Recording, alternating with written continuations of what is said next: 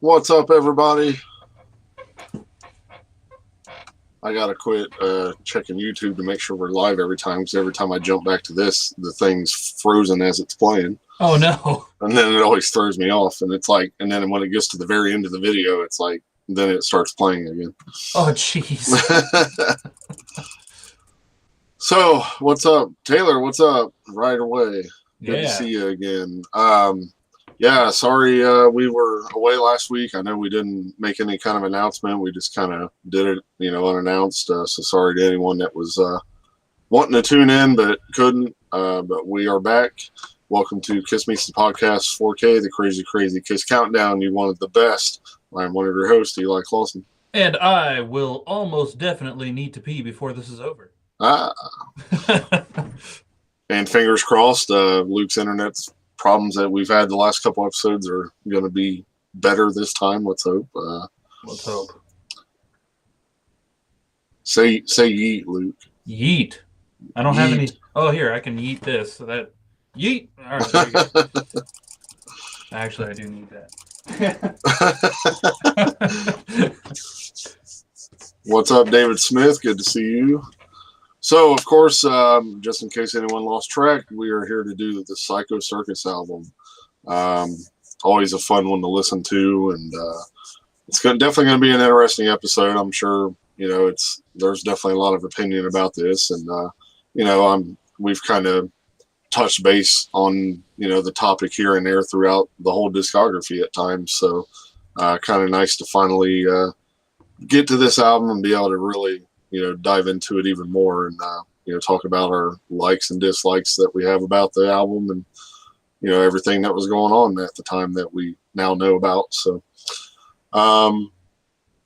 just a quick note, we are planning on taking a slight detour from the discography for the next couple episodes. There will not be an episode next week. I'll just go ahead and say that now. I'll try to remember to say it again at the end. I'm going on vacation with my family, so again, I apologize, but there will not be a show next week. But we're planning some really fun stuff over the next couple shows once we get back. Luke, tell them what we're thinking about doing. Well, I'll tell you what, we're going to try and get a hold of a couple of guests, and then maybe we're either going to do a live Kiss song tournament, kind of like what we do on Facebook, but we're just going to do the whole thing right here with the guests. Or we're thinking about maybe doing like a Jeopardy style game show or something. That could be really, really fun. Just for a different episode right in the middle of everything. Yeah, so if any of you guys are interested in coming on the show for that, please contact us right away, because unfortunately we're probably only going to be able to have like maybe 2 people on just to make it work the proper way. I mean, I'm sure somehow like you guys in the chat could probably play along somehow too.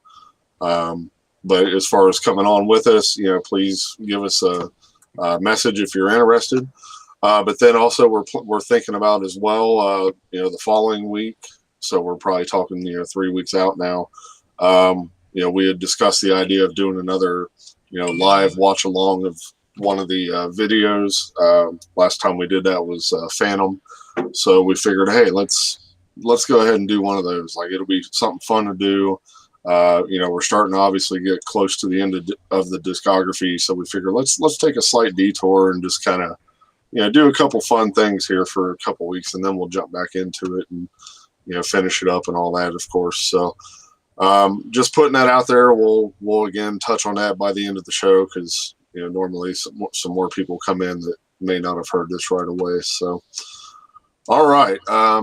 So again, before we get into the travesty of this week's matches in the poll, let's get caught up and find out what happened with last week's matches. Jeez, and we'll go from there.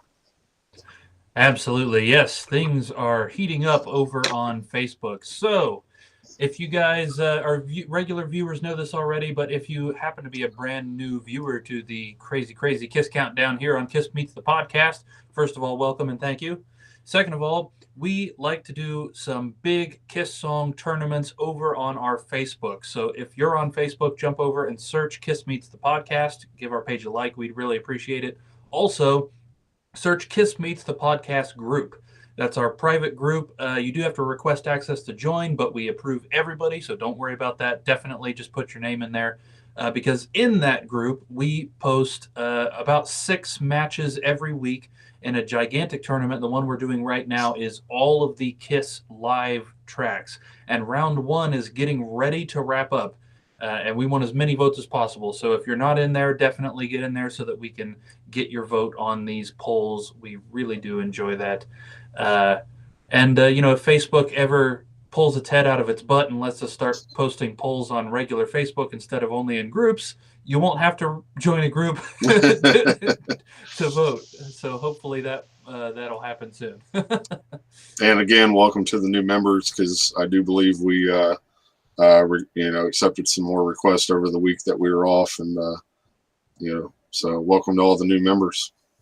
Yes, absolutely. Yep, I did notice as I was tallying up the results this week that several of the matches are getting more votes than normal. So definitely great to see. Thank you guys for the support. Absolutely. All right, so 2 weeks ago, we posted 6 matches. I have results for those now. We posted Calling Dr. Love from Alive 2 versus I Stole Your Love from Alive 2. I Stole Your Love takes it with 67%. Right on.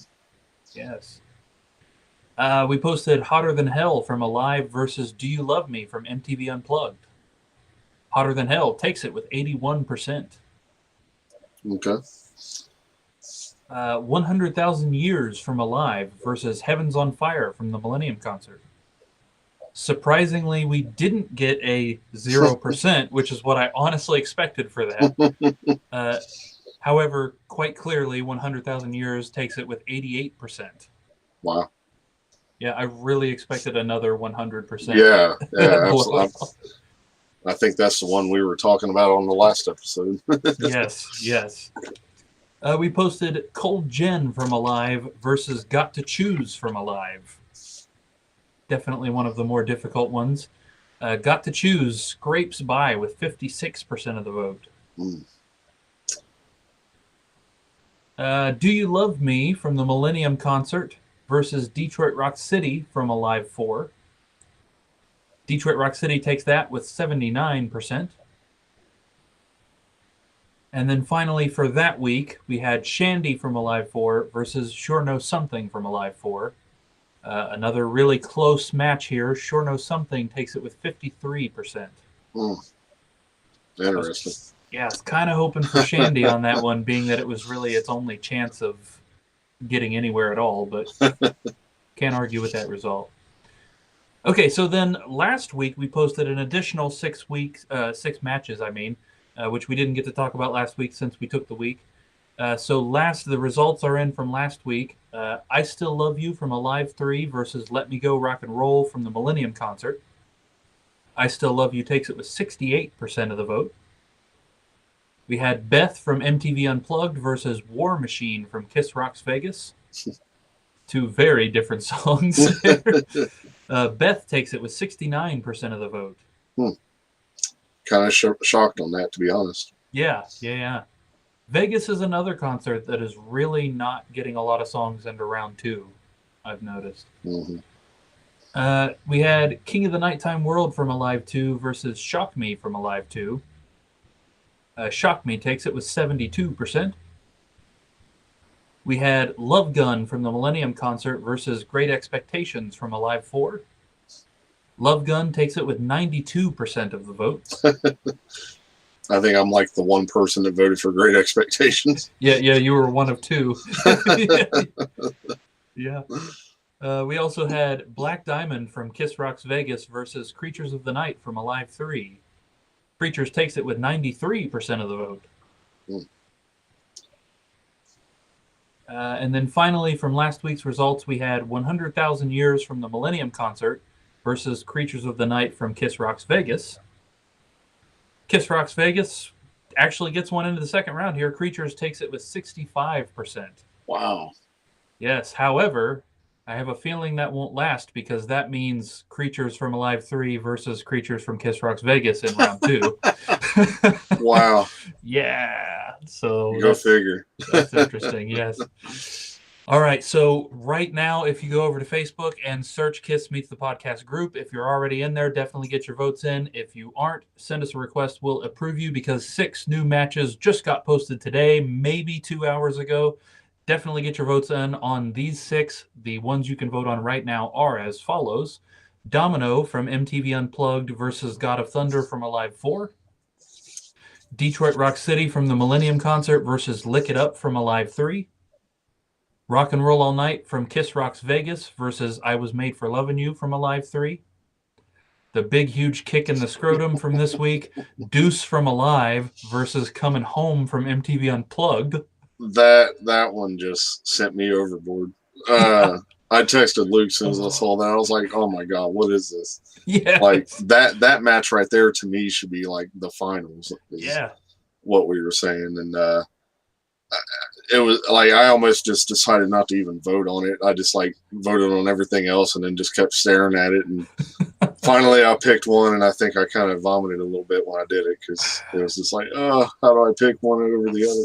I know that is so. I was mad when when we did the random number generator to create what songs were up against each other, and as I was typing that one, I was like, "You got to be kidding me! You got to be kidding me!" And then for some reason, I'm like, "Oh, if it really was the final match, I wouldn't feel as bad picking one over the other." But when it's this freaking early, it's like, "Oh my god! Like one of them's got to go now." Neither of these songs should be first round knocked out. Yes. So just again to reiterate that these are totally random. Yes. This is the kind of stuff that happens. Yeah. So we also have See You Tonight from MTV Unplugged versus Black Diamond from Alive 4. And finally, Christine 16 from Alive 2 versus Hell or Hallelujah from Kiss Rocks Vegas. See, I went with Hell or Hallelujah on that one because I've never been a big fan of the live Christine 16. And I got a weird feeling that Black Diamond is somehow going to beat See You Tonight just because it's Black Diamond. Right. Even though I go the other way. But same. Yeah. Yeah, I went with Hell or Hallelujah too. Again, that's like Christine 16 is so obvious, and this is Hell or Hallelujah's only chance to get anywhere. Yeah. You know what I mean? Plus, the Vegas version is a good version of it. Yeah, and I honestly like that better than the live, Christine 16. I just like like I said way back on, I've never been a fan of how that translates live. Yeah. So next week, we're only going to be posting 5 matches next week, and that will be on Friday, even though we won't have an episode. And that's going to wrap up round 1. Next week is the end of round 1. Then the following week, we are going to have a second chance round posted alongside the first probably 5 matches from round 2. So we won't have a whole lot of second chance rounds this time. I figured it all up just to see. And there's only going to be 2 second chance rounds in this entire tournament.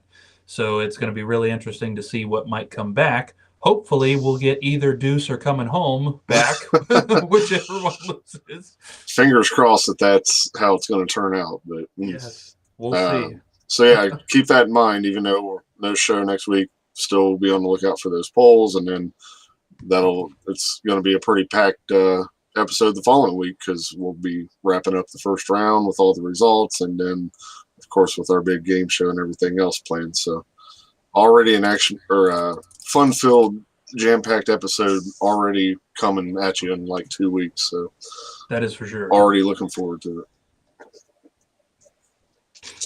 All right, we did have a couple of comments on the last episode too. Oh, cool. Let me jump over there real quick. Here we go. We had 2 of our favorite viewers, our favorite longtime viewers even, comment on the last one. Thomas, Rain in Adamstown, says, I still hope for a match between 2 Millennium Concert songs that both get 0%. That would be awesome. Yes, he says that would be cool. I got to tell you, Thomas, that if Say I Love It Loud and Heaven's on Fire, both from the Millennium Concert, if those 2 had gone up against each other, I personally wouldn't have voted for either. It's kind of weird because like lately I've been thinking like, knowing that we're getting near the millennium, I've got this like weird like fascination of like almost being excited to listen to it again because I just can't remember anything about it. And, Yeah, but thankfully, it's still a little ways off now since we're going to take a little detour. So for sure. we have some time to breathe before that one. Yes. Yes. Thomas also says Carnival of Souls is an 8. It Never Goes Away surely qualifies for the 5 worst Kiss songs of all time, but other than that, the album is very good. Let's see. Also, we had a comment from Robbie Stars, good old Rabble. And Robbie says, some of the songs on Carnival of Souls are so good, but will always be ignored by the band and most fans, which is a shame. But at least a few of us Kiss fans will accept the album for what it is and definitely appreciate it. Rain, Master and Slaves, I Will Be There, Jungle, It Never Goes Away, and In the Mirror are my favorite Paul songs since his Animalized songs. Sorry to say, but Carnival of Souls is the last great Kiss album and better than most of their 80s material, but that's only my opinion. Worst Kiss album? Actually,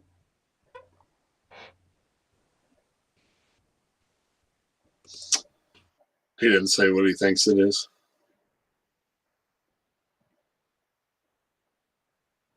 Nope, lost you. I don't know why I There. always do this. That Yeah. doesn't. That's going to help. Every time, maybe if I shout. Yeah, no, that is legitimately where his comment ends. So I don't know if he'll pop it in there and say what he thinks the worst Kiss album is. I'm sure he's probably told us before.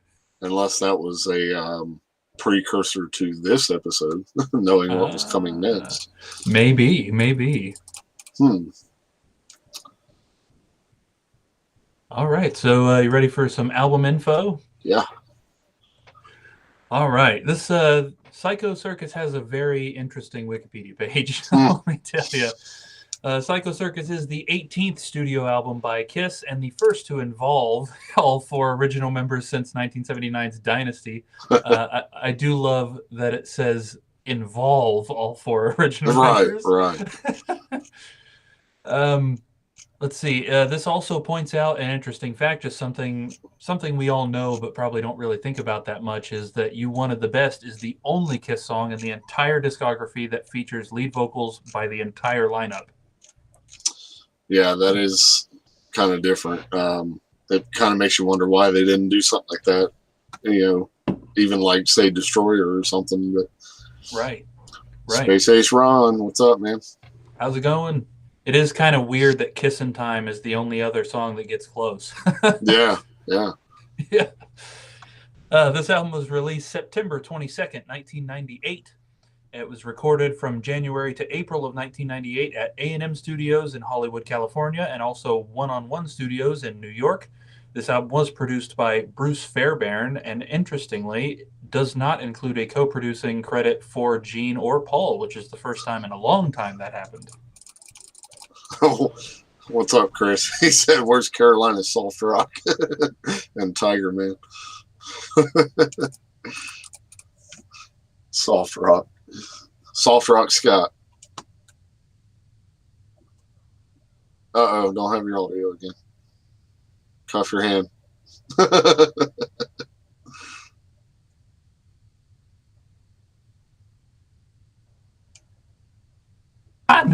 There you are. There we go.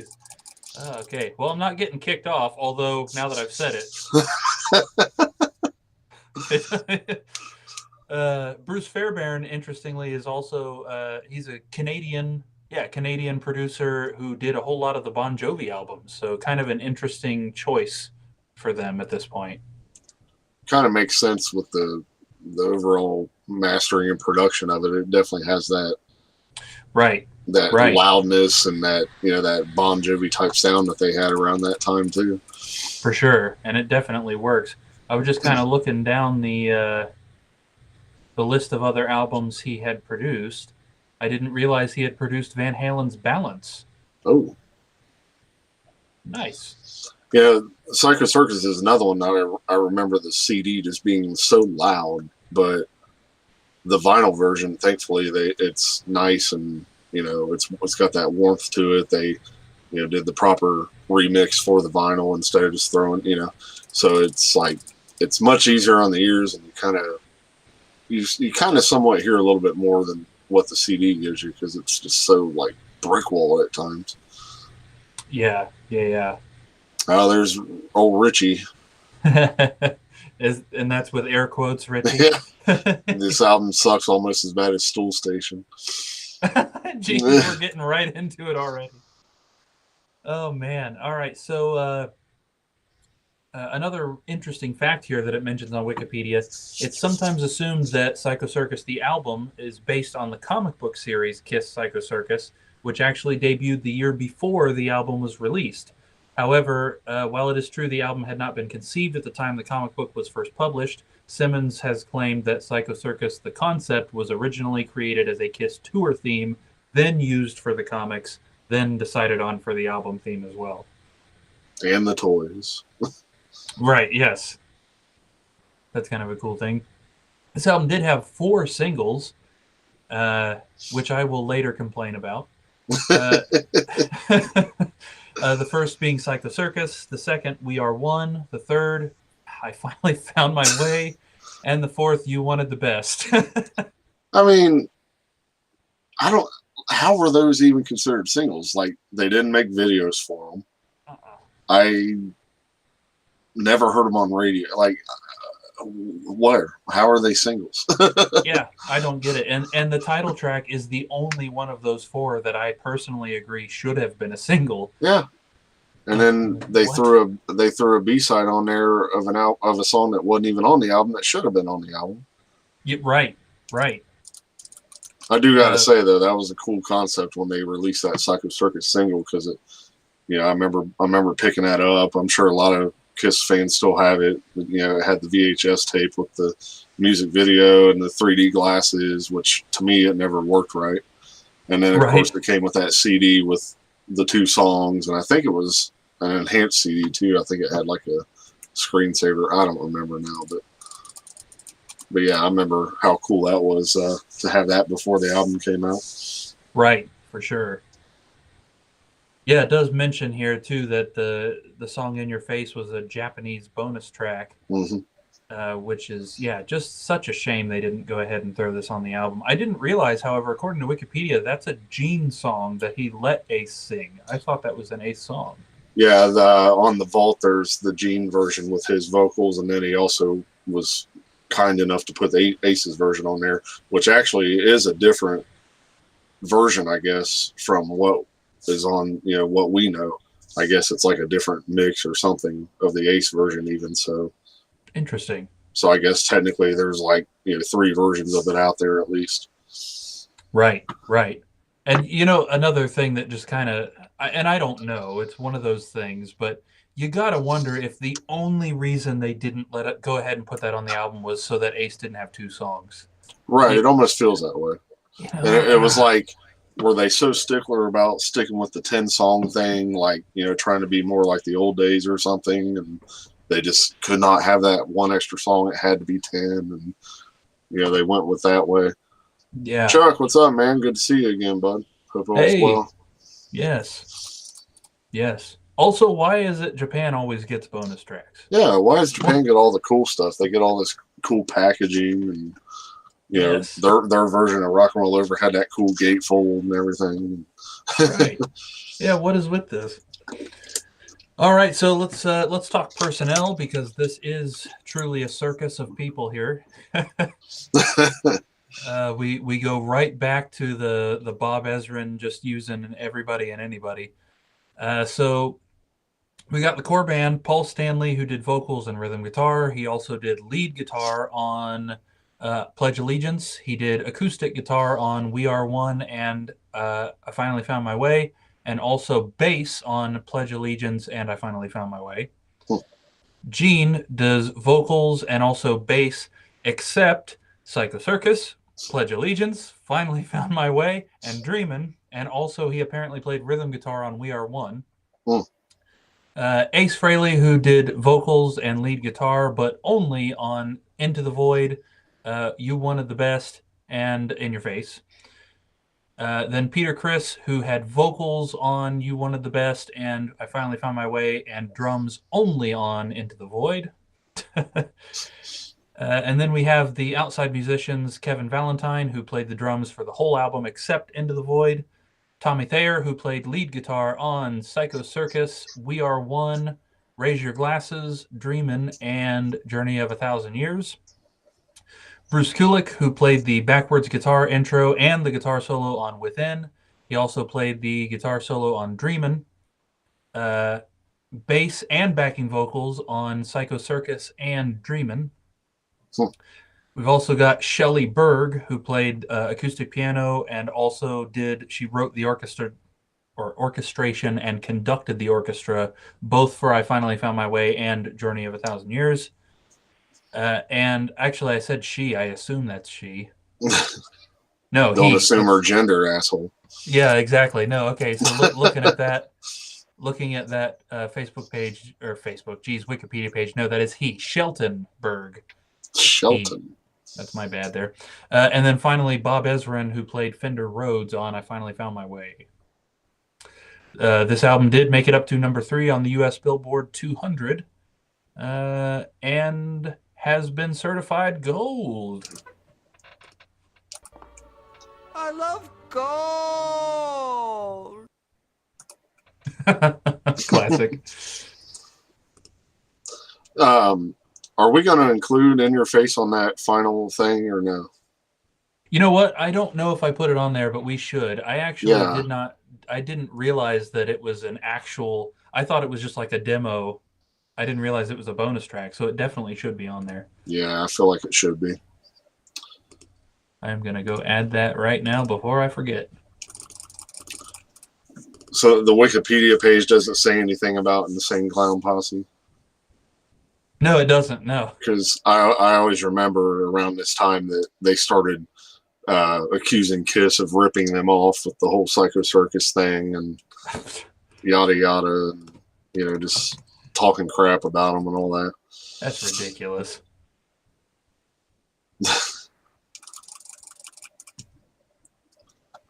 Cool. Got that added.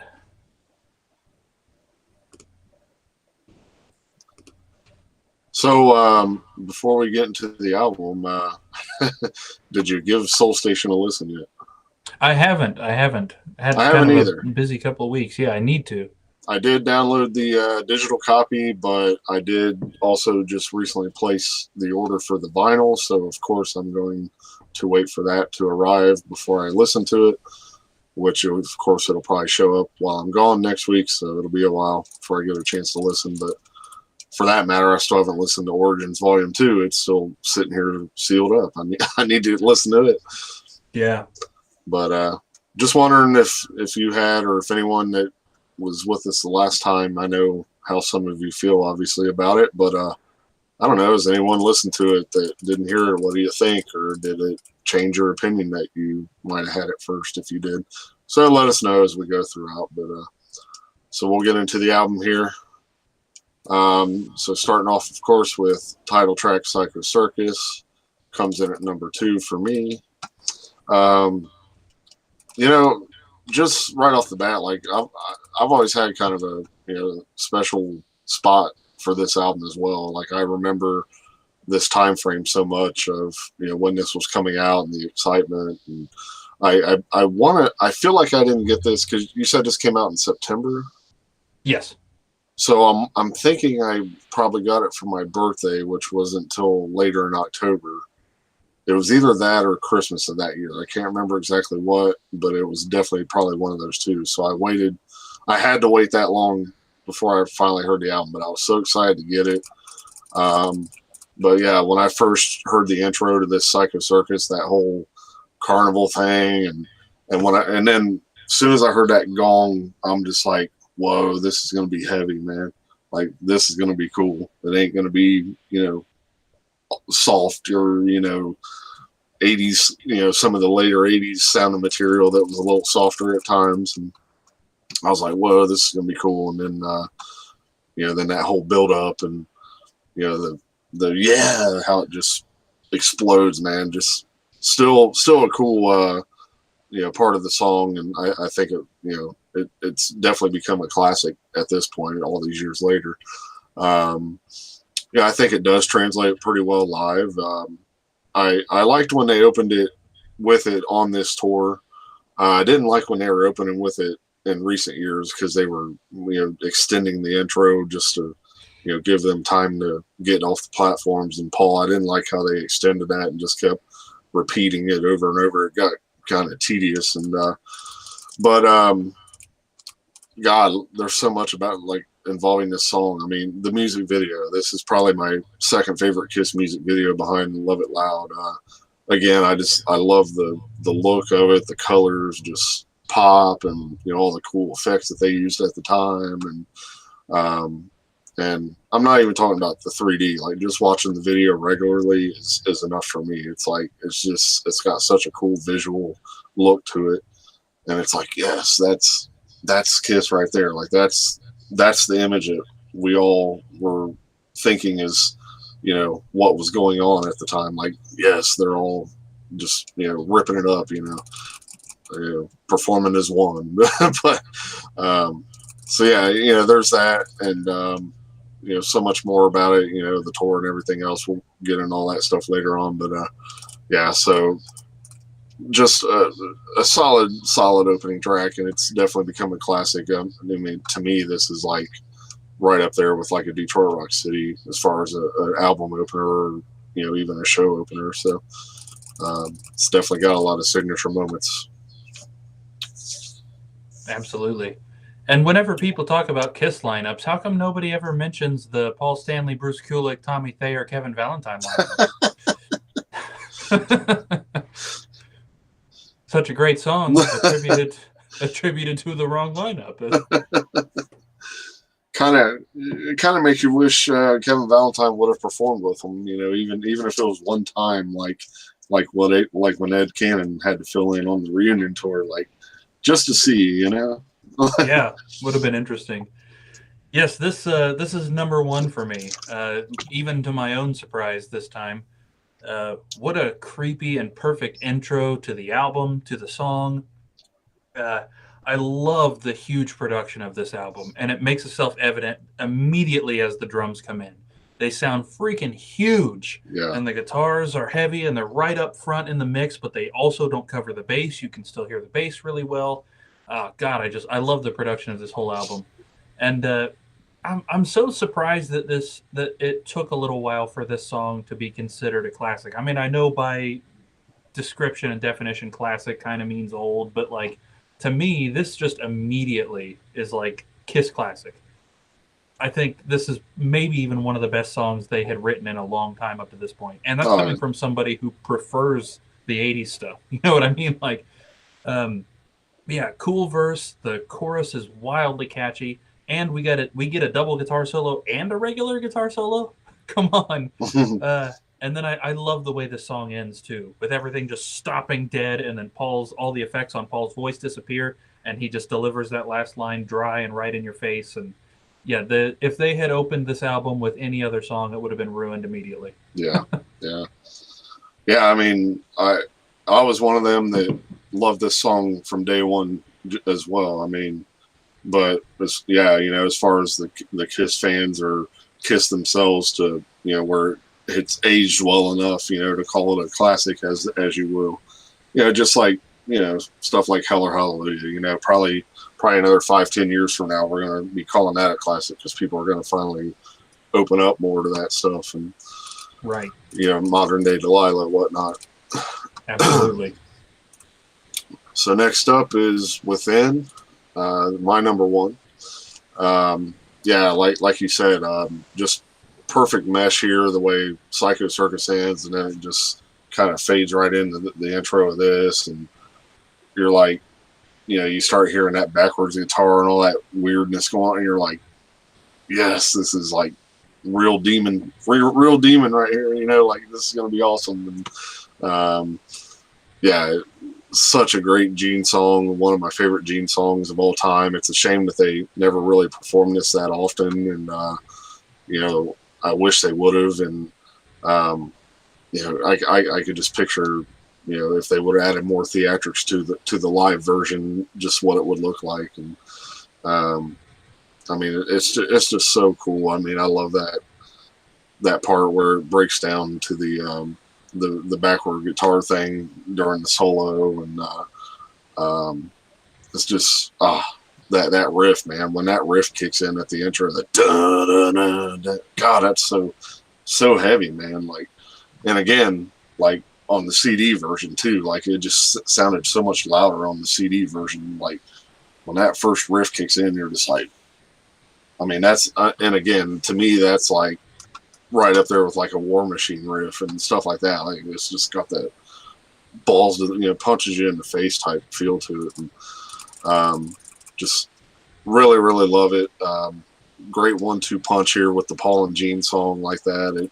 It really does kind of, to me, it feels like you're still obviously continuing that Circus type feel, because now it's like you're going into that, darker side of things, and that, maybe like freak show, if you will, or something. But yeah, just I feel like it's sort of underrated Gene song, and criminally so. But Yeah, just love it. yes. This one ended up being number 4 for me this time. This was actually my number 1 last time we did this. Yeah, it's such a cool, heavy song. Not surprised at all that this one was written for Carnival. Mm-hmm. Yeah, I'd be really curious. This is one of my like little tiny nitpicky complaints about this album is, instead of feeling like, wow, this was really cool on this album, instead hearing this song sound the way it does on this album, it just makes me curious what the rest of Carnival of Souls would have sounded like with this production. True. You know what I mean? This huge thing suits this song so well, and I feel like it's a little too obvious that it was written for the last album, whereas it could have fit a little better with the title track being the second song. But I think the best Gene song on the album, clearly, right here. The solo section of this song is one of my favorite parts of the whole album. That groove is just such a neat change from the rest, and then how they get back into the original groove, absolutely genius. Something that, again, I would attribute more to the Bruce and Eric Singer lineup than the original. It takes me out of it a little bit, the idea that this is supposed to be the original 4. Something like this, yeah, nah. That is a good point, because when you listen to the song, like it does sound like it could very well be Bruce and Eric on the track. I mean, it's got that same kind of groove, and yeah, just great, man. Yeah. Oh, I almost forgot. What I think this every time. What in the world is that sound in the solo? That sounds like somebody going, "Ah!" Yeah, What is that? I always wonder that too. I'm like, what is that? Why is it there? Yeah. It's so weird. Yeah, it's like I wish someone would explain that or point us the right direction if it ever was. But yeah.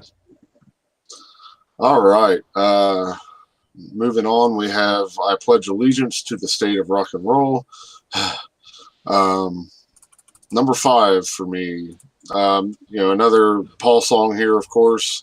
Obviously, another anthem type of song.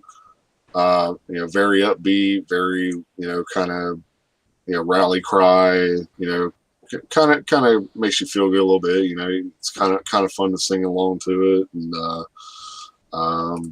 but I don't know. I guess sometimes I just feel like the chorus is a little too repetitive at times, and maybe there could have been a tad bit more to it.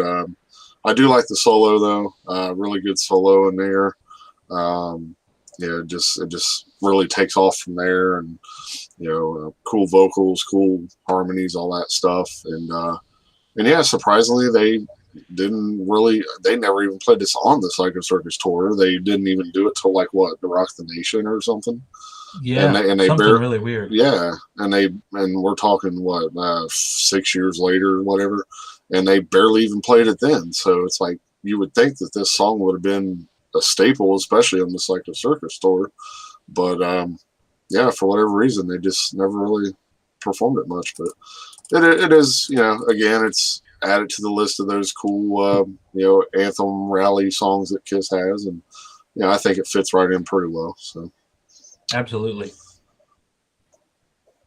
Number 6 for me on this one. Yes, this is such an appropriate third track. It's upbeat, it's catchy, exciting. maybe not, it doesn't hold the same kind of special elements as the title track does. So I'm glad, for example, that even though this is upbeat, catchy, and exciting, that it doesn't open the album. Mhm. But yeah, this is such a good and underrated song. Maybe a little bit vanilla, but still really good. And I appreciate how high the bass is in the mix. Yeah. I was thinking like the bass is really important to the song. Gene did a good job, and then I flipped over the Wikipedia page. Oh, it's Paul. All right, well, Paul did a really good job with the bass on this. Well, even backing up like Psycho Circus, even though Gene didn't play it, but live, man, he note for note, spot on, man. He Yeah, made it sound good. Maybe even add a little more to it. Yeah, definitely give him credit for that. And when you mentioned that it's good that it didn't open the album, I got to thinking like it might have been a better spot to move it down a little bit and have it open side two when it comes to the vinyl sequence, because very true. We are one in side one, and so instead of You Wanted the Best, maybe it would have been cool to start side two with Pledge Allegiance. But again, not thinking of the vinyl sequence at that time. Right. That wasn't really the thing anymore. So, all right. Anyway, moving on, we get our first and only song as far as officially on the album from Ace, Into the Void, number 3 for me. I mean, this one too. I mean, these first 4 songs, I'm just I love them all. Well, actually, the first 5. I mean, but especially this Ace track. It's there's really not a bad Ace song in my opinion as far as the Kiss catalog goes. And the more I listen to this, and especially on this listen, it's starting to remind me a little bit of Rocket Ride, but I don't want to say it's like a carbon copy, but it's a little similar at times as far as like the lyric structure and everything and what the music's doing. But such a cool song, and it definitely fit Ace very well. It went over well in the live setting, and if I remember right, Ace started doing his solos on this song instead of the usual classics or whatever. But yeah, so it was cool to especially in the live setting to hear this fresh new song, and to hear him doing the solo on this. It was definitely something new and different, and kind of a nice change instead of the same old thing all the time. But yeah, just great Ace song. Typical Ace vocals, good Ace solo, all that stuff. So everything you want in an Ace song is pretty much in this. Definitely agree. Yeah, this is my number 2. Yeah, I think this is for me one of the stronger Ace songs in the whole catalog. Really, more so I think than any other song on this album. It's got that classic Kiss feel, Mm-hmm. but it still fits really well with the rest of the album. It doesn't feel dated to the 70s. It's just got that really good crossover that I think Psycho Circus kind of has, the title track. Mm-hmm. Big surprise, this is the one that the 4 played on. So, of course, it would have that classic Kiss vibe more than the others. And, I've never been a huge advocate of the original 4, and not that I dislike Kevin Valentine's drumming on the other songs, but honestly, like, Peter did a really good job on this song, and it Yeah. kind of makes me feel like he could have played the others and they would have been fine. Yeah. Unless they had to really cobble his takes together to get what we hear. I don't know. And then honestly, the same could be said for Ace. Ace was really strong on this song. His voice is strong. His solo is strong. Yeah, I totally agree, because I mean look what happened when they played live. Peter's playing Psycho Circus. He's playing Within. Mm-hmm. I'm trying to think if there was other ones besides Into the Void that he didn't play on the album, but those 2 at least right there. I mean, those are a bit of a workout, Right. and he was nailing them night after night. So again, who knows? Yeah. It's just one of them things. I no clue. Right. There could have been any number of other circumstances we don't know about, but just based on this, it seems like they could have done a whole album if they really wanted to. Because to be honest, I kind of like how Peter was playing Psycho Circus a little bit better than the album version because he was adding little things here and there, especially on the and he would like break it down and add the snare in instead of like on the album how it just kind of stays on the toms, and I always kind of liked how he did that, and just little things like that here and there, but yeah. Ronnie said he would love to hear the Shaken Sharpshooter demo of Into the Void. Would be interesting, yeah. I wonder where that's hiding at. Is it on YouTube or anything? Or gotta wonder. All right. Well, if anyone finds that, by the way, please let us know. So next up, we have We Are One. This one comes in at number 6. Again, okay, yeah, I get it. This song, yeah, you could say it's kind of cheesy, but again, I've always liked it. From the first time I heard the album, to me, it was almost like this is like the unofficial theme of Kiss right here to me. Because again, at the time, it's like, hey, the magic's back, blah blah blah blah blah, all that stuff that we heard at the time, and it's like here's this song about it. We're the four that are one, all that stuff, and just basically, and then of course kind of talking about the fans at the same time, so it kind of makes you feel like, oh yeah, this is kind of for us too. And I don't know, it's just I like the way Gene sings it. I like the way his vocals sound on this, and it's just got a cool little vibe to the music, and all that good stuff, and again, some good vocal harmonies and everything. So yeah, I mean, I don't, you could say it might be a little cheesy, but again, I've always liked this song from day one, and these first 5 songs I can easily listen to over and over in sequence. Right. Yeah, I always kind of took it to be like a nod to the fans that show up in makeup, that sort of thing. I don't know if that was the intention, but everywhere I go, everything I see my face looking back at me. Yeah. Yeah, man, that makes so much sense. Every one of us is inside of you. It's like, oh. Oh, wait a minute. I want to know what love Oh, no. Oh, God. Oh, well, this has gone way far down my list. This is number 8 now. God. Oh, Lord. Yeah, no, this is actually number 8 for me. This is where the album, I feel like, starts to veer a little bit off the established track. And I don't really mean that as a bad thing. I love this song. Mm-hmm. It's a cool Beatlesy sounding track. It's written and performed well. The production fits it. The lyrics have a cool message. I just don't know that it fits on the album with the other songs. It just feels like it's too far of a jump from Into the Void. We've got this heavy, hard rockin', and then we jump down for a minute for We Are One, and then we go right back to the action with You, One of the Best.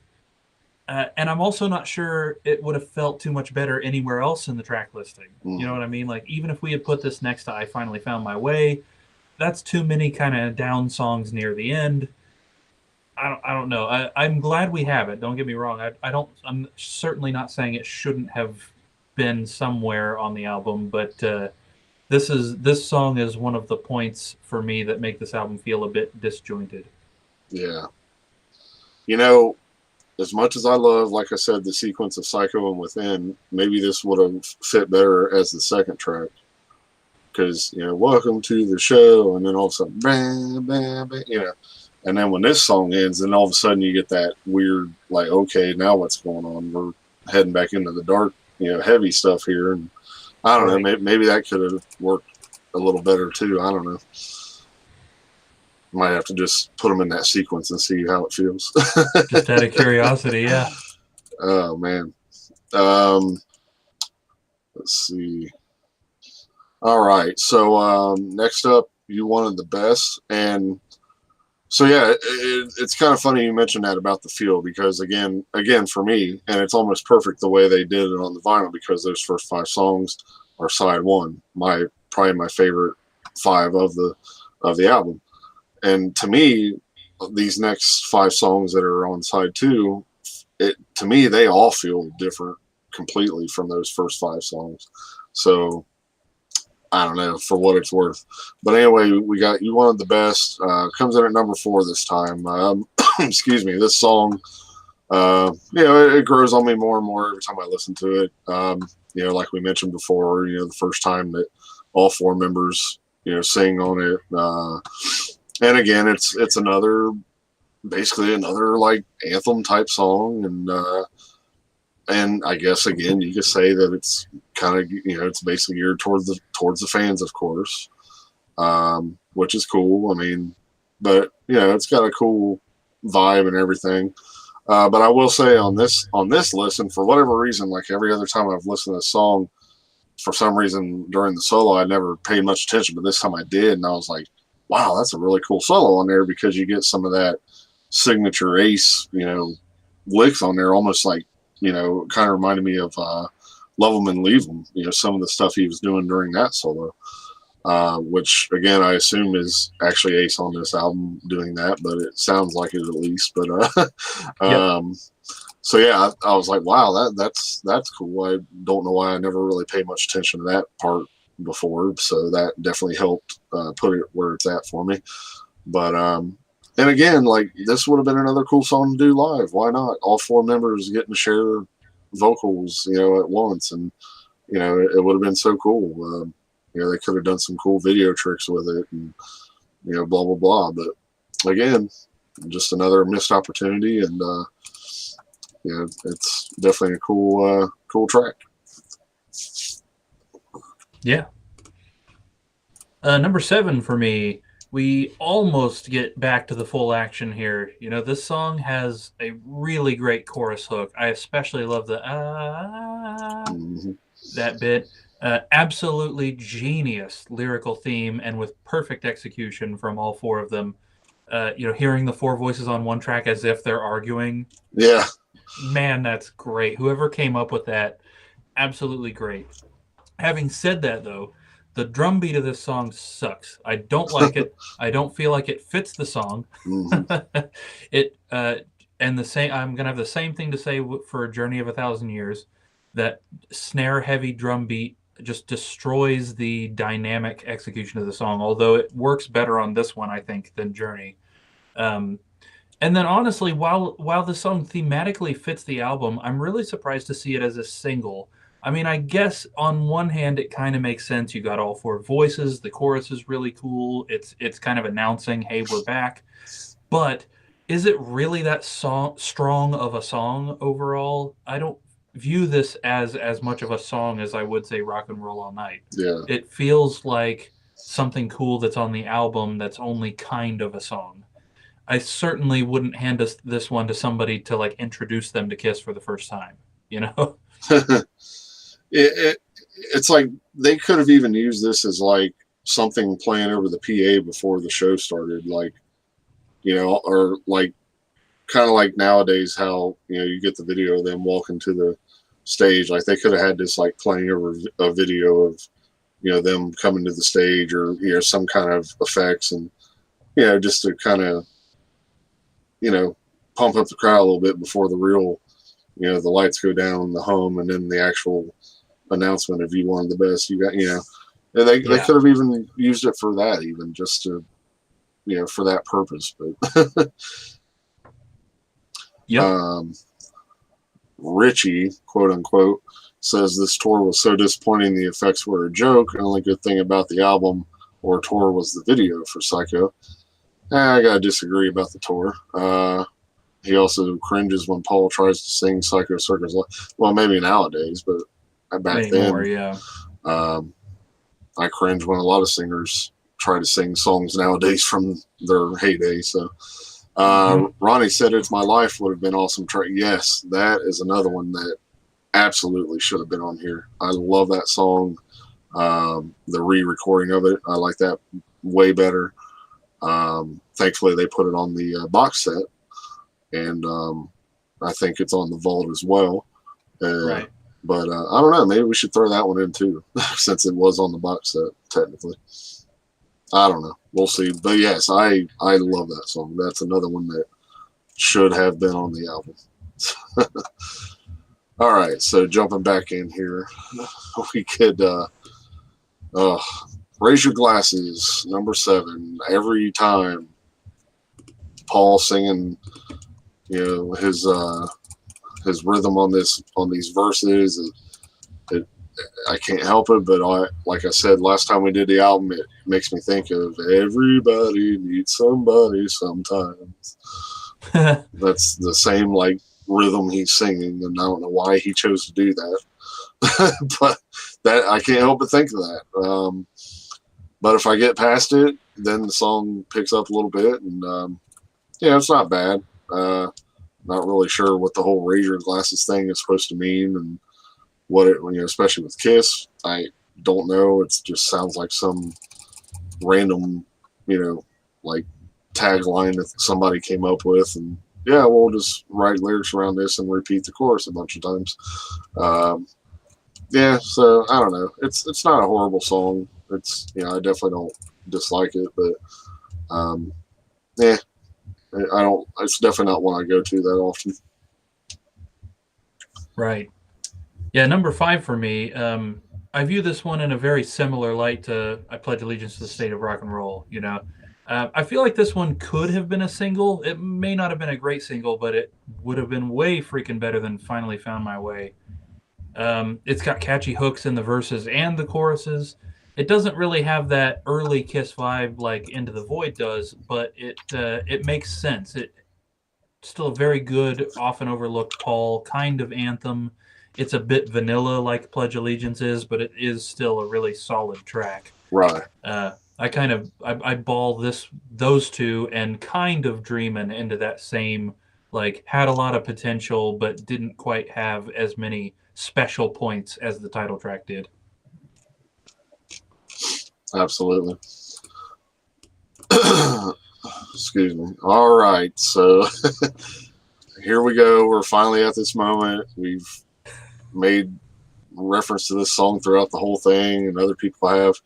So let's get it over with. I finally found my way. But guess what? This comes in at number 9. It is not my least favorite. Yeah, okay, I get it. It would have been cooler to put In Your Face or It's My Life or a more rockin' Peter song if there was anything that he had in the works than this. But obviously, it just felt like they were trying to maybe strike thunder or strike lightning again with Beth and that kind of song. But I'm not going to sit here and bash the song. There's things about it I like. I love the where it goes into that where he's doing the harmony with Paul. We dance the night away, all that stuff, and I did notice. I'm like, why is Paul's voice so much louder than Peter's on this part? That's another thing that I'm like, it shouldn't be.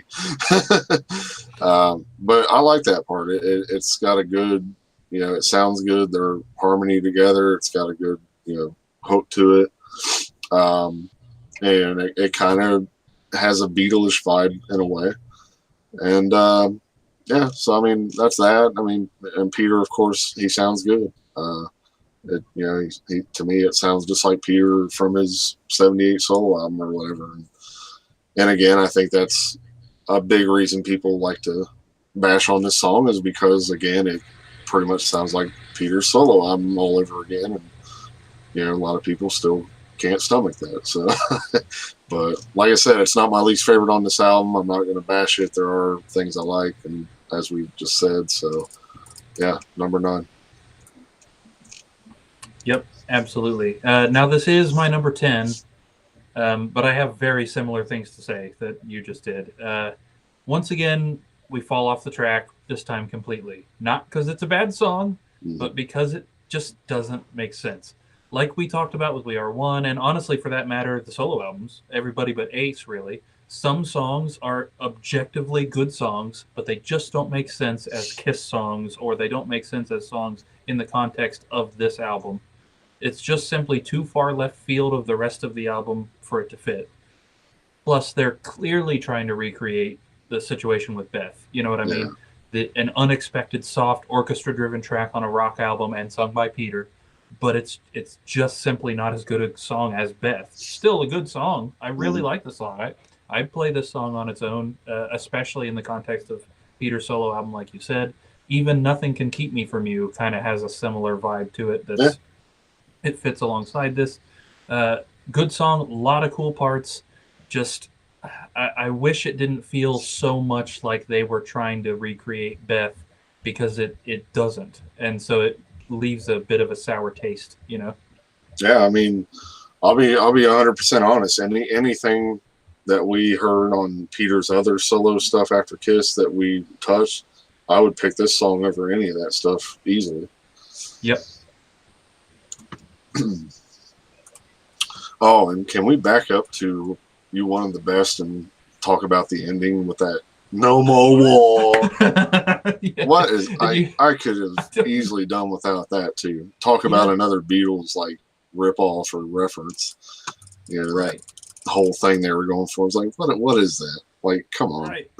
It's like I feel like they were trying to give the song a happy ending. Like you hear them all having fun together or something, but and it's like, yeah, great, cool. It's cool to hear that you guys get along enough to like laugh with each other and stuff. But that wasn't really what was happening. Right. You know? Like, and it's funny that they say no more war when there was war going on within the band. And you even hear Peter go, "Shut up," at one point, which I think is funny. And they probably put it on the album just to spite Peter because he probably thought it was stupid. And then they were Paul's probably like, "No, put it on there. We're gonna put it on the album." Yeah. Oh yeah. So getting over that train wreck. So we moved to Dreamin'. This one's number 8. You know, it's it's another pretty straightforward song for me. Another Paul song, of course. I don't know. It's a good song. Don't get me wrong. It's just another one of those that I just don't go to very much on this album.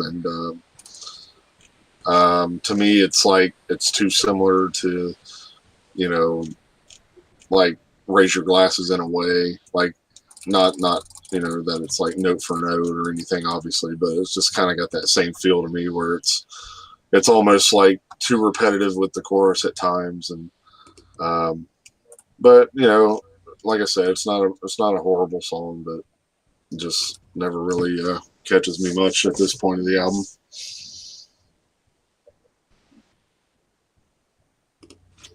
This one is number 3 for me. I've always really liked this song. I think it says something that it's one of the only songs on the album that has a co-write from Bruce. Go figure, I would end up liking it. I know this one pretty generally doesn't get a lot of love, but it's one of the underrated ones for me. I love the emotion in Paul's voice throughout the song. When he sings that chorus, I feel like he's just pushing it and putting it all out there. Mm-hmm. And I think, like I said earlier, I kind of ball this one in with Pledge Allegiance or Raise Your Glasses, but I feel like this one is more powerful and catchy than either of those. It fits the feel of the album better than Within. It's not a better song than Within, but it fits the feel of the album. And then the other thing with the whole, there's an Alice Cooper song that apparently sounds similar enough to this that Alice Cooper's publisher sued Kiss and won. Oh, really? Yeah, and I didn't know that. I had never heard the song prior to when we did this episode last time. Wow. And I listened to it, and yeah, I mean, it is. I don't think they ripped it off. It does sound very similar, but this is a easily catchy motif of notes. I really doubt that they heard the Alice Cooper song and said, "Ooh, let's just do that," and nobody will notice. I really doubt that. And honestly, also, I giggle a little bit hearing the guitar solo, knowing that it's Bruce, but he's playing something as if he were told, play something you think Ace might play. You know what I mean? Because it's clearly something that's being kept a little bit below Bruce's technical skill level. So they were trying to say that Dreamin' was similar to I'm 18. Right. To me, that does not even sound similar at all. Yeah, like the is there occasionally in the song, but that's it. Because you know I'm 18. Bum bum bum bum bum bum bum bum bum bum bum. And then Dreaming's like da da da da da da da da. Yeah, jeez, petty. Yeah. I've often wondered if that's why people sometimes hate on this song is because they're, oh, it sounds too much like Alice Cooper. See, like I don't know. that's the first time I recall ever hearing about that, and it's news to me because, like I said, to me it doesn't sound like it. You know, it was one thing when, well, we'll get to it on Sonic Boom. What that sounds like a ripoff of that one song, but we'll get there eventually. All right, so ending the album, unfortunately, is Journey of a Thousand Years, number 10, dead last. I will probably go down on record and say that this is my least favorite Kiss song in the entire catalog. Again, to make it clear, I don't hate it, but I will say it's my least favorite. There's nothing catchy at all about it. Nothing is like, whoa, that's cool, or you're just sitting there listening to Gene singing these nonsensical lyrics over this music that doesn't even go with it to me. The best part of the song to me is when Gene shuts up and then it's just all that instrumental stuff, and you get that whole kind of callback to the Psycho Circus like bridge or whatever on, you know, like it sounds like an orchestral type piece or something. Like, yeah, that's kind of cool. But, you know, if I was going to put this song on, I would like just jump right to that piece and hit play from there. Like, I never ever put this song on out of you know, want to or anything. Like, and but again, in the context of listening to the album, yes, I'll let it play. But I definitely feel like this is probably my least favorite Kiss song on the entire catalog, which is kind of crazy to say, but it just never does anything for me. Yep, I can totally get behind that. This is number 9 for me. Again with that snare heavy drum beat. Yeah. Why? It just, and it's the whole song. And the chimes and everything. Yeah, any dynamic presence this song could have had to add interest is destroyed by that drum beat. I do not understand whose idea that was, if it was Kevin Valentine or if it was Bruce Fairbairn who told him to do that, or Gene who told him to do that. I don't like. Yeah. So just like You Wanted the Best doesn't do it for me. However, this song is so low for me, both because it's boring, but also because I like the idea of it and it doesn't reach what it should have, I think, in my opinion.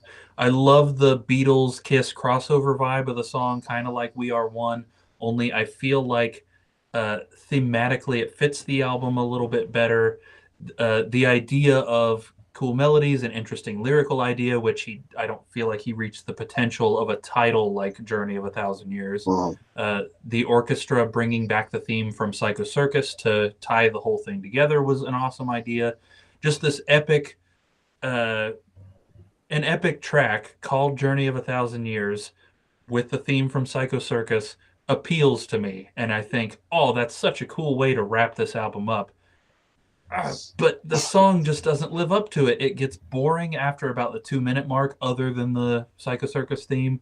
We've heard everything the song has to offer by that point, and it just repeats over and over until it finally commits the cardinal sin of ending a freaking album with a fade out. Are you kidding me? This song stands out to me as one of this album's biggest disappointments, just because I feel that potential there, and it never quite reaches that level. Well, you know, another thing is the title, Journey of a Thousand. It's like, come on, like, obviously, at least my mind immediately goes to 100,000 years. It's like, really? We're using that in a title?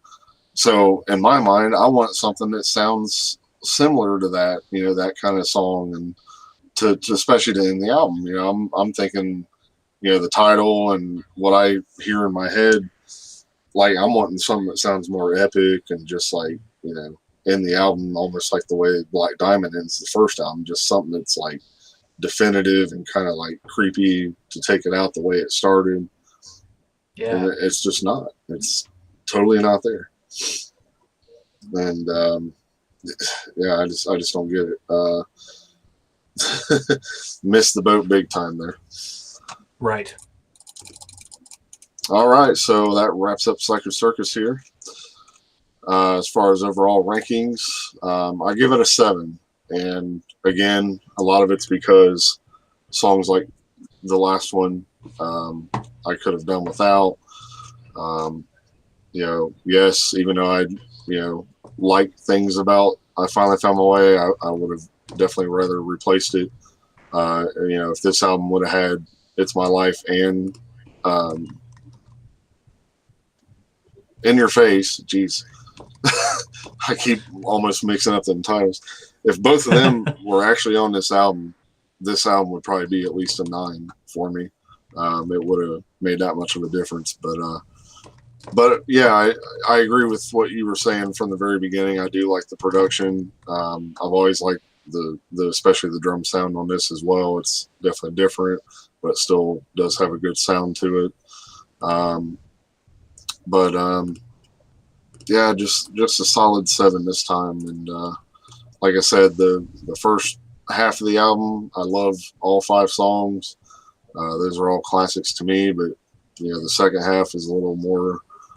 It's a little harder to swallow at times. There's definitely some plus and pros and cons, at least for me. So it's like it's always a little double. It's like cool, but then this song comes on so it's not as consistent as side one to me. Yeah, that's definitely for sure. Oops, my computer gave me the wheel when I was trying to switch windows. Yeah, I also gave this a 7, and I both want to rate it lower and higher. It's so strange. This album is truly a roller coaster, and it's hard to explain. This album has. I kind of feel towards this album kind of the way I feel towards Journey of a Thousand Years. It had so much potential, but only managed to hit that mark a couple of times rather than just consistently hitting it. You know what I mean? I think they did right in opening the album with the title track. I think it's hands down the best track on the album and one of the coolest and catchiest songs they had written in a long time. In tandem with the amazing production, it just brings back feelings of that early Kiss. When I hear that album open, not only with that cool intro, but when Psycho Circus fully comes in, still to this day brings up that feeling of Kiss is back. Mm-hmm. Which is weird for me because, again, I prefer the 80s stuff. I never felt like they went away. But it still brings that, like, oh yeah, holy crap. You get that nostalgia of the old days and a newness that makes you excited for what they could accomplish. And then, the rest of the album happens. Now, I'll admit I enjoyed every moment of listening to this album this time, and I usually do, but this time I feel like I liked it better than I remember. Normally, when I think of Psycho Circus, I think of like, this is an album full of good songs, but it's just a mess. I did really enjoy this. But yeah, it still is very disjointed. It feels a lot like they didn't have a good handle on what they were really doing or where they wanted to go. And we find out nowadays that that's true. They didn't. Mm-hmm. If we had an album that was actually the four guys and the whole thing sounded more like Psycho Circus and Into the Void, I think this album would be right there, up there with Destroyer as one of the most loved Kiss albums of all time. Songs like Pledge Allegiance, Raise Your Glasses, Dreamin', they're good songs, but they're not necessarily on the level with Psycho. Within is an amazing song, but it's so much heavier than all the rest of the album. Makes it feel just a little out of place. It's obvious that it's left over from Carnival of Souls. Same with We Are One and Finally Found My Way, but they go too far in the other direction. They don't feel like they fit. The album is good. All of the songs are good. I enjoy listening to this every time, and I'll be just as excited next time I pick it up. But it just doesn't have the cohesiveness, at least that I would argue, any other Kiss album has. Mm-hmm. Any other Kiss album has more cohesiveness. Unmasked has better... Peter's solo album has better cohesiveness than Psycho Circus does. It just doesn't feel like the band or even a band went in, wrote some great songs, and then recorded them, which is something I've often mentioned that I really like about Sonic Boom and Monster. It just feels like the four guys went in, wrote some songs, and recorded them, and I think Psycho suffers a bit for that. it feels too much like they threw everything at the wall and just, whatever happened to stick there completely at random. They were like, yep, let's do that.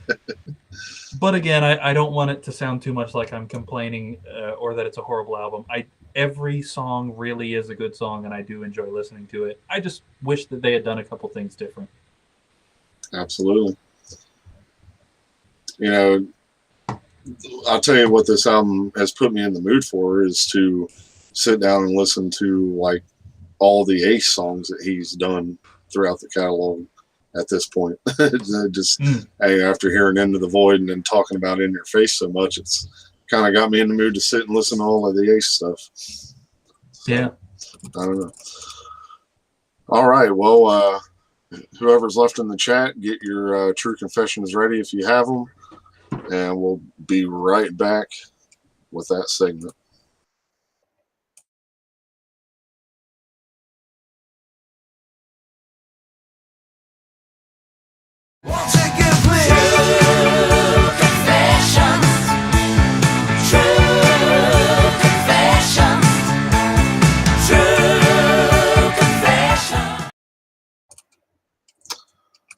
See, even that was better than Journey of a Thousand Years. Yeah, that's hard to argue. Well, let's see. I've got a few things I could touch on. So, like I said at the very beginning, I've always had a special place with the album as far as the memories of getting it. But another reason is this was my very first Kiss show was on this tour, the Circus tour. So it was here in Dayton at the Nutter Center. Where we'll hopefully be seeing them later on this year. But my mom actually took me, it's kind of weird to think about now. She took me to my first Kiss concert. I remember we had seats that were kind of like on the side part of the stage, so it was kind of looking down that way. And every time Gene would come over to that side of the stage, looking up, trying to pump the crowd, I always felt like he was looking like right at me, is what it felt like. And I remember it being a cool experience. It was like, geez, the first time seeing these guys live, let alone I'm lucky enough to be seeing the original four. And, I remember the 3D thing being pretty cool. When they would, it wasn't like the entire show that they did it, but it was just certain segments and, things like that. But I remember it being cool. Somewhere I still have the actual 3D glasses from the show. And then, I had the tour book, and then I don't know what happened back, at the point when I moved out of my parents' house. Somewhere, I ended up losing that tour book. I don't know what had happened to it. It was one of those things that I always kind of like, I wish I still had it. And then finally I was able to find one, fairly recently, like within like a year or so ago. So I was very happy to, have one of those back in my possession, because I always remember looking at that tour book just over and over after that show. Because for one, it was cool how they made it the size of like an actual circus book anyway, which fit to the theme, and those pictures and photos, they were just so large in there and looked so good. And I would just look through that thing over and over and over and over. So yeah, that's another special thing that that I always remember, that obviously I associate with the album.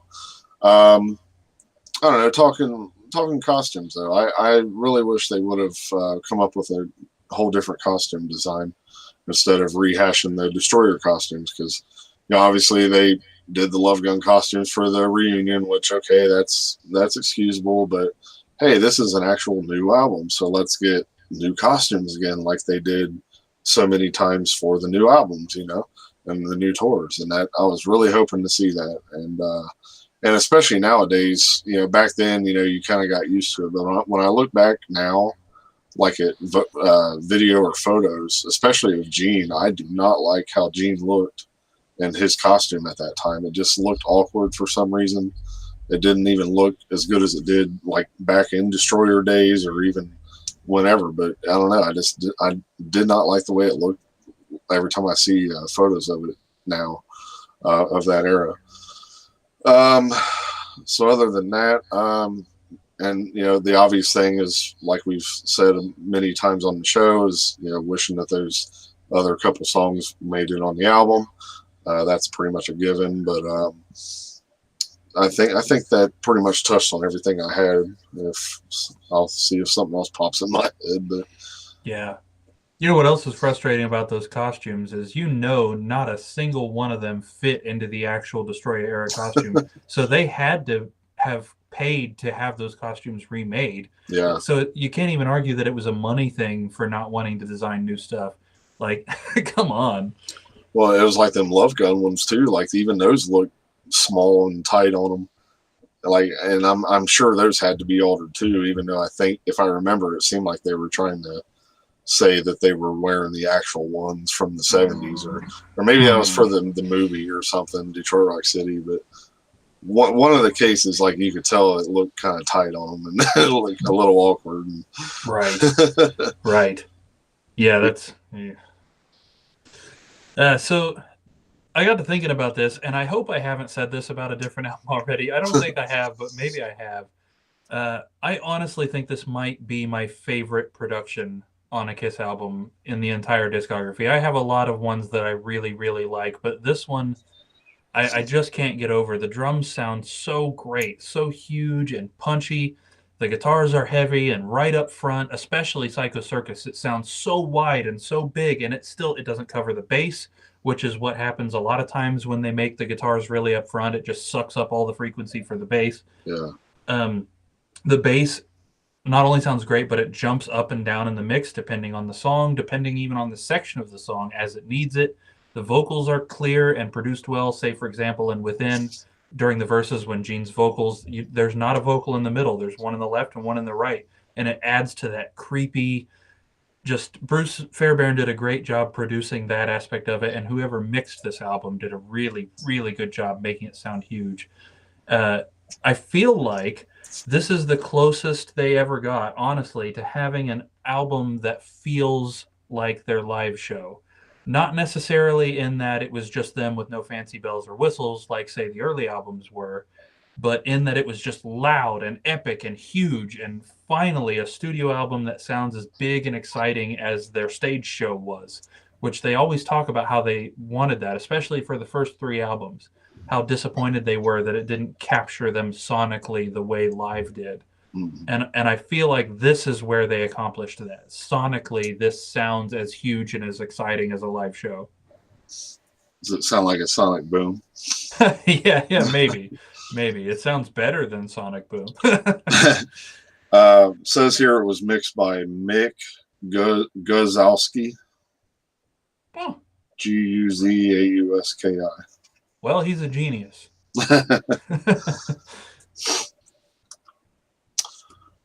Was that all you had? Yes. All right. Let's see. David said 6 out of 10. His top 3, Circus Within. And you one of the best. Worst one is Finally Found My Way. Robbie Stars, what's up? He said there's some good tracks on Psycho Circus, but he says the 4 songs off Killers are better than anything off Psycho Circus. Wow. Interesting. I would put those head to head with some of them songs. Yeah, some of them for sure. I would like to hear some of those redone. Say like Nowhere to Run or something to be re-recorded and put on this album would be pretty cool. Yes, that is something that I was going to say. Like you were talking with Psycho Circus, like I wish they would put out one of those like 5.1 mixes of this. I mean, let alone any other Kiss album, but this one especially would be really cool. And that's another like question I always have, like why do we never get like 5.1 mixes of Kiss albums or those original master recording versions of Kiss albums? Every other band has them, but why do they never do that with Kiss stuff? Like I don't get it. Yeah, we need it. Absolutely. Robbie rates it a 7. He likes the production as well, and he has to subtract 3 points because of the lineup situation, but he definitely still enjoys it after all of these years. Absolutely, man. Definitely. And my screen is blocking it. What did David Smith say? 6. Looking up Mick Gazowski, he has credits for things as recent as the hip hop artist The Weeknd, his newest album. He's done Sting, Mariah Carey, Herb Alpert, Michael Jackson on the Scream album. He engineered and mixed it. Chuck Mangione, Jamiroquai, Barry Gibb. So this guy definitely did have quite the background. Eric Clapton, even Snoop Dogg. Wow. Bill Withers, Daft Punk, Celine Dion. I mean, he's Michael Bolton, Return to Forever, Bill Withers. He's got a huge amount of credits here. Somebody get this guy's phone number.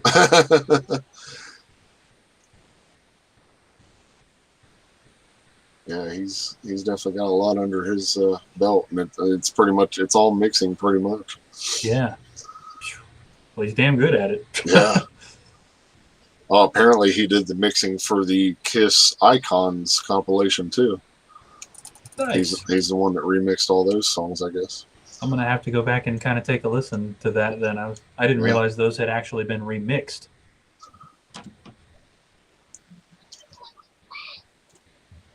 Wow. Yeah. He worked with Prince. I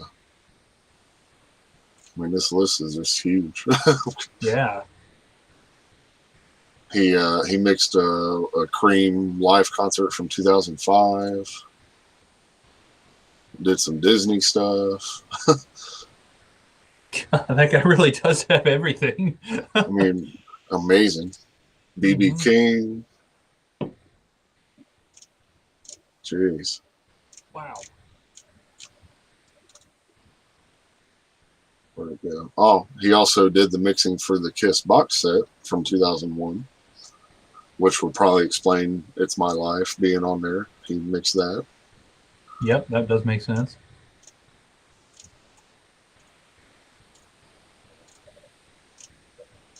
Yeah, I mean, this list just goes on and on. I ain't got time to sit here and scroll through the whole thing.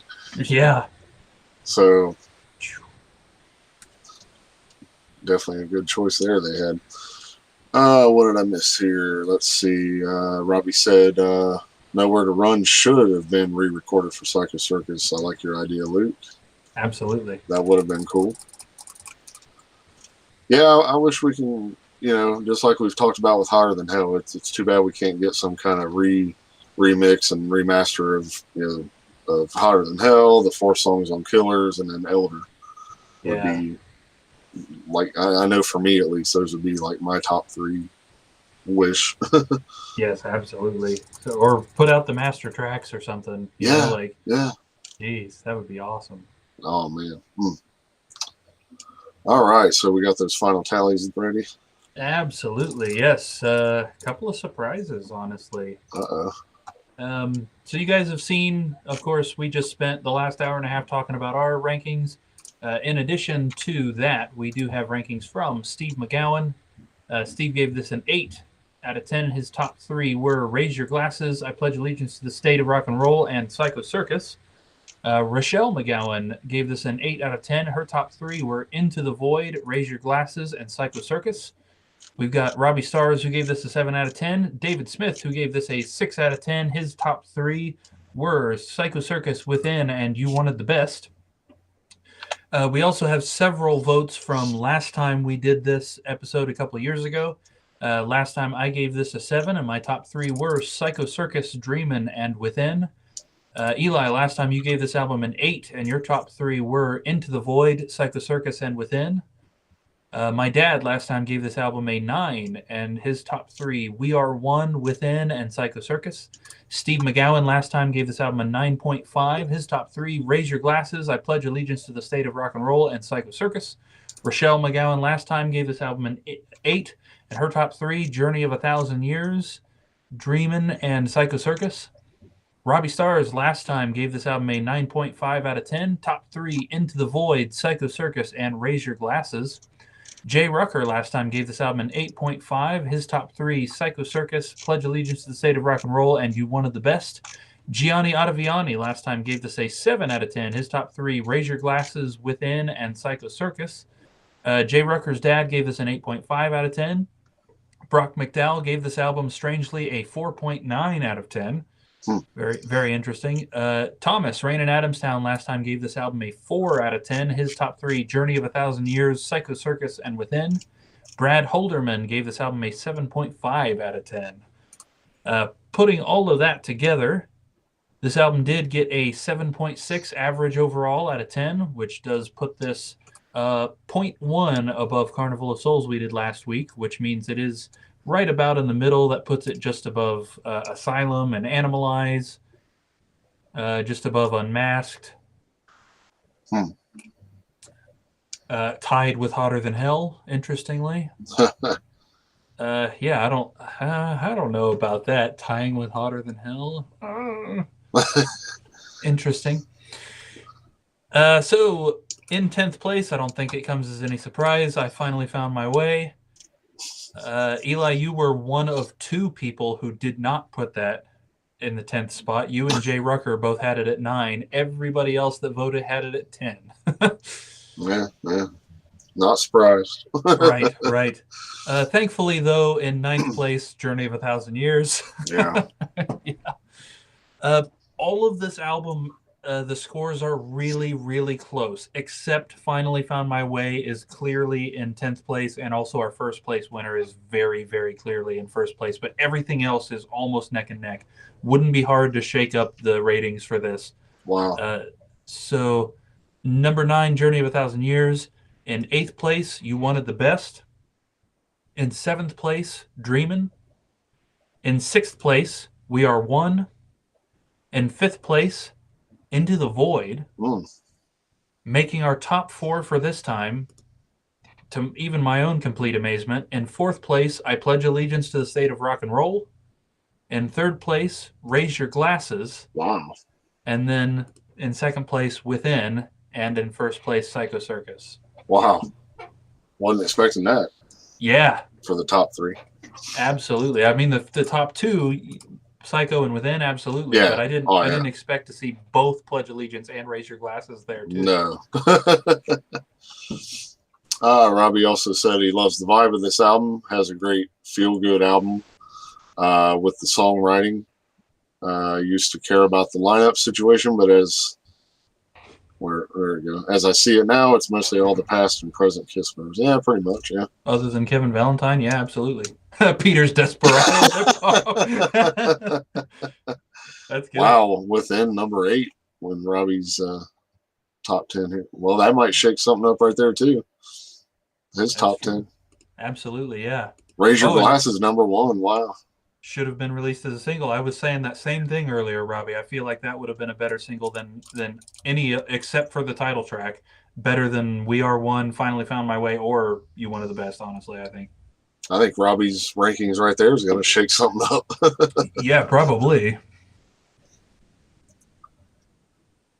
Quick note I just saw on the KISS website while you're doing that. Today happens to be the 43rd anniversary of Double Platinum. Interesting. So happy birthday to that. I know a lot of people, that was their kind of introduction to KISS, as we found out from talking to a lot of people on this show. Right. So. And an album I'm very personally glad we skipped this time.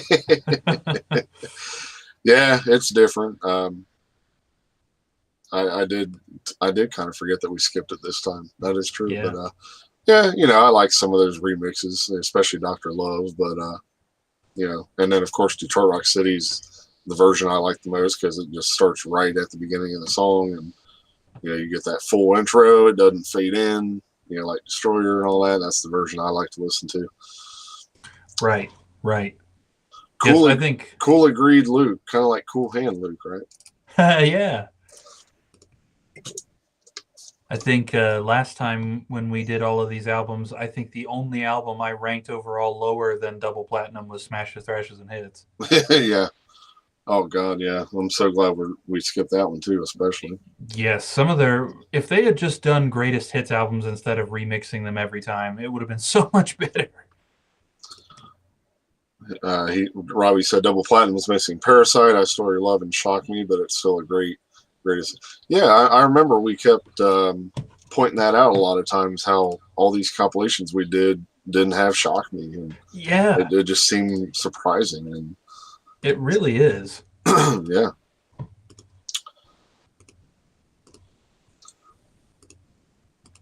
So where do we go from here? Is it Millennium?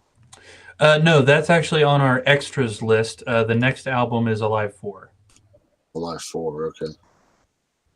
So we're not including Millennium in this. We're gonna keep it in the other thing.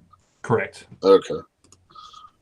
So Alive 4 will be the next album, which, if you guys were here at the beginning, we're gonna reiterate what we said at the beginning for those that probably didn't hear it.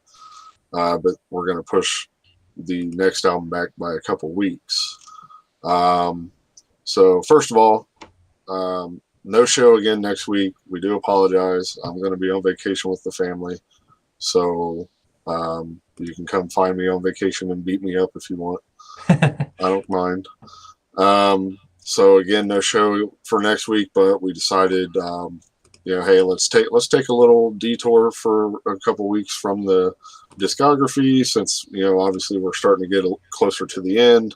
We don't want to rush to the end right away, so we came up with a few fun things to do over the next couple of weeks once we get back. So again, Luke, to be a broken record, if you want to kind of explain that again for those that didn't hear it the first time.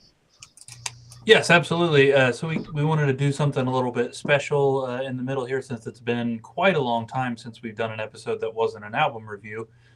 So not next week, but the week after that, we're going to be doing, haven't decided yet, maybe one or the other, or maybe both. Either we're going to do a every Kiss song tournament, kind of like what we do on Facebook, only we're going to do it all live on the episode from start to finish. We're going to grab a couple of guests, make it a little bit more interesting, or doing kind of like a Jeopardy style game show, all Kiss related. So I think either way, or even if we end up doing all of it, that's going to be really neat. Yeah, I think that's definitely going to be fun.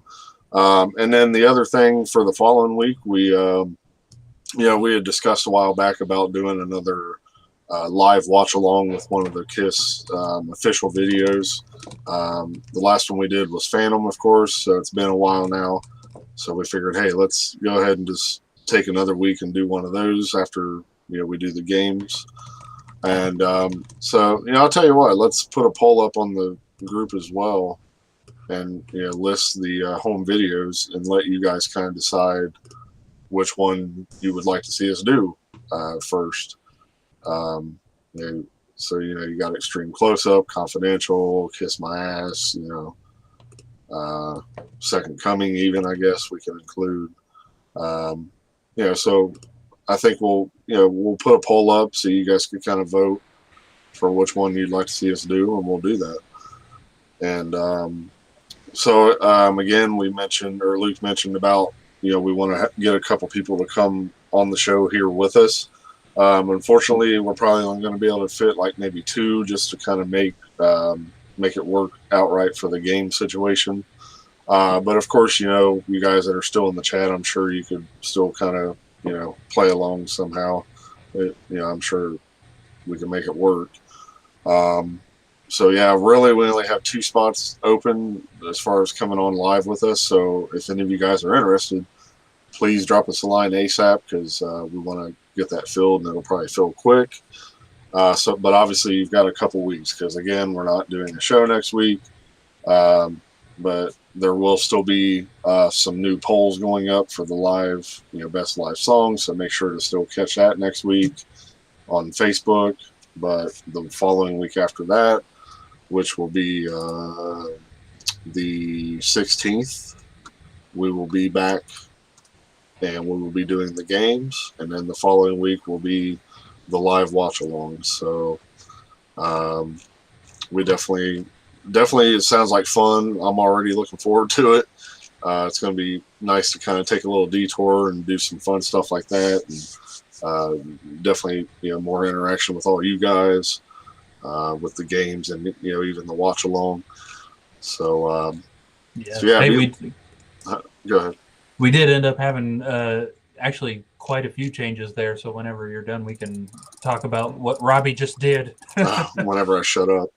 So, but yeah, just to reiterate, keep your eye on the Facebook. We're, because you're still going to have those live song polls. We're going to throw up the poll for the videos to let you guys vote on which one you want us to do.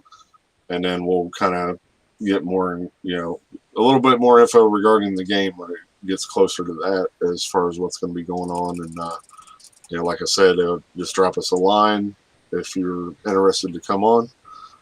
I think that pretty much does it. So again, no show next week, obviously. So Robbie's got a true confession real quick. It's my life should have easily been on Circus. Absolutely, 110%.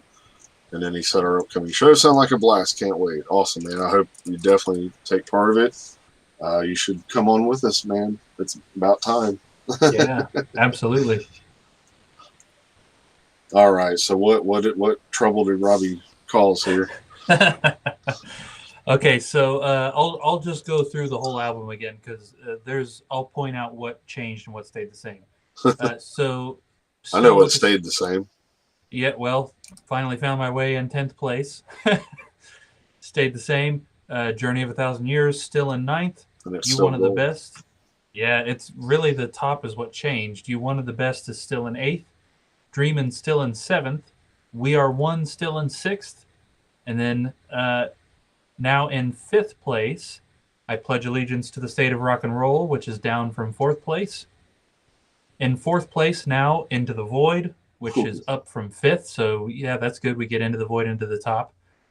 In 3rd place, Within, down from 2nd, which means that switch places with Raise Your Glasses, which is now in 2nd place, up from 3rd, and Psycho, of course, still undefeated in 1st place. Nice. I'll take it. Yeah. Quite a big shake-up there.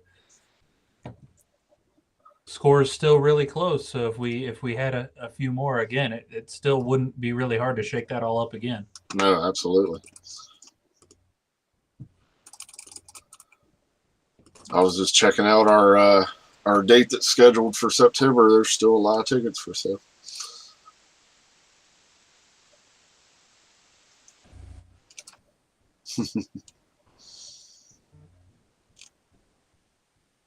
We lose your audio again? Did we? Nope. You're there. Okay. I guess you were speechless. So yeah, dead speechless. We might have lost it for a second. I did I full screened my screen there. Oh. Well, I think that wraps it all up, doesn't it? Yep, absolutely. Robbie, yes, you did rattle the cage. Yes. No, that's awesome, man. That's what we love. So, that stuff could change again if one more person, wherever Carolina Soft Rock is, maybe he can put his votes in, and that could change something too. Who knows? There you go. Well, all right, guys. Hate that we have to say hey and then be gone again because we were gone last week, but hey, sorry. But like I said, here in a couple weeks we got some really fun episodes planned for a couple weeks worth of shows, and then after that, of course, we'll get back into the discography and finish it up. So as always, thank you guys for tuning in and participating and all that. We truly appreciate you all. Please keep spreading the word. We've been getting a few requests to join the group each week, so we definitely appreciate seeing that and welcome all the new members. So yeah, like I said, once again, be on the lookout. Keep an eye on our Facebook page as far as those polls, especially the one for the video watch along, so you guys can decide which one you want us to watch, and you guys participate with as well, of course. So until then, we'll see you guys here in a couple weeks. Everyone be safe. Take care. Thankfully, the weather's going to start getting back to being the way it's supposed to be here in a few days, at least around this area. That's good. So, Robbie, cool. Glad I could catch you into your podcast. Always great. Thanks, brother. We always glad to see you in here, man. So much appreciated. All right, everybody. So here in a couple weeks, we'll see you for the game time. We're gonna put on our game show host suits, and we're gonna have the long, skinny microphone like Bob Barker had. There you go. And I'm gonna be the pretty woman that shows off the prizes. And Yes. So, all right, guys. See you here in a few weeks for the games, and take care until then.